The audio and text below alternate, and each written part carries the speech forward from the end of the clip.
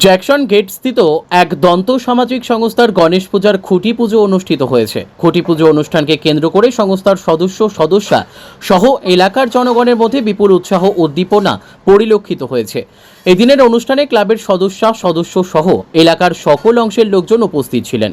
প্রসঙ্গত, বর্তমানে ত্রিপুরার একাধিক রাজ্যেই ঘটা করে গণেশ পূজা উৎসব অনুষ্ঠিত হয়। রাজ্যেও দেখতে দেখতে গণেশ পুজোর সংখ্যা এবং পরিধি অনেকটাই বেড়ে গেছে। বিশ্বকর্মা পুজোকে টেক্কা দিয়ে এগিয়ে চলেছে গণেশ পুজো। রাজ্য জুড়েই ছোট বড় গণেশ পুজো এখন মোড়ে মোড়ে দেখা যায়। তবে আগরতলা শহরে বড় আকারে 2-3টে পুজো প্রত্যেক দর্শনার্থীদেরই নজর করে। তার মধ্যে জ্যাকসন গেট স্থিত এক দন্ত সামাজিক সংস্থার গণেশ পুজো দর্শনার্থীদের অনেকটাই নজর কাড়ে। এবছরও তারা বড় আকারেই গণেশ পুজোর আয়োজন করতে চলেছে। আজ গণেশ পুজোকে সামনে রেখে খুঁটি পুজো অনুষ্ঠিত হয়েছে। আগামী 6 সেপ্টেম্বর থেকে তাদের পূজা মণ্ডপ দর্শনার্থীদের জন্য খুলে দেওয়া হবে বলে জানান সংস্থার সদস্য।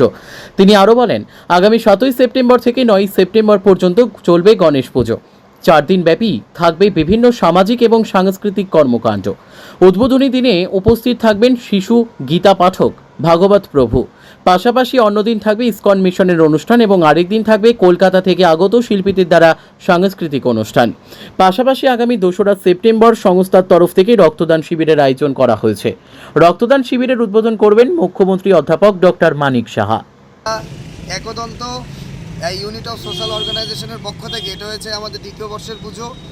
গত বছর গোটা রাজ্যব্যাপী সাড়া জেগেছিল আমাদের এই পুজো বিভিন্ন সামাজিক কর্মসূচির মাধ্যমে, এবং এবারও আমাদের পুজোয় বিভিন্ন সামাজিক কর্মসূচি থাকছে। যেমন সামনের মাসের 2 তারিখেই আমাদের রক্তদান শিবির হতে চলেছে, এবং এবার পুজোর আমাদের যেটা বিশেষ আকর্ষণ, আমরা সবাই ফেসবুকে সোশ্যাল মিডিয়ায় একজন প্রভুজিকে চিনি, ভাগবত প্রভুজি, একদম ছোট্ট একটা বাচ্চা ছেলে, যার নাকি প্রথমে ওর মুখে শুনেছিলাম যে হাই হ্যালো ছোড়ো হরে কৃষ্ণা বলো। এই প্রভুজিকে আমরা আনার জন্য অনেক বৃন্দাবনে কন্ট্যাক্ট করেছি, করে ওনার যারা ম্যানেজার আছেন ওনাদের সাথে কথা বলে ওনাকে আমরা আনার ব্যবস্থা করেছি। উনি 6 তারিখ আসবেন, উনিও থাকবেন আমাদের উদ্বোধন অনুষ্ঠানে। উনি 7 তারিখ এখানে ওনার প্রোগ্রাম চলবে। গোটা রাজ্যবাসীর কাছে আমরা করজোরে একদন্তা ইউনিট অফ সোশ্যাল অর্গানাইজেশনের পক্ষ থেকে আমরা আবেদন রাখছি, সবাই আসবেন। এবং আমাদের প্রতিদিন প্রসাদের ব্যবস্থা করা হয়েছে, বিভিন্ন সামাজিক কর্মসূচি থাকছে, এবং 3 দিন, একদিন ইসকনের প্রোগ্রাম থাকছে, একদিন ওনার প্রোগ্রাম থাকছে যার কথা বললাম ভাগবত প্রভুজি। তারপর এখানে বিভিন্ন কলকাতা থেকে বড় বড় আর্টিস্টরা আসছে, সিঙ্গার আসছে। তো মানে বলতে গেলে রাজ্যের, আমরা যে আমাদের সাইনবোর্ডে আপনারা দেখতে পারবেন দ্য বিগেস্ট ফেস্টিভ্যাল লেখা আছে, এটা শুধু নামে নয়, এটা কাজেও হবে।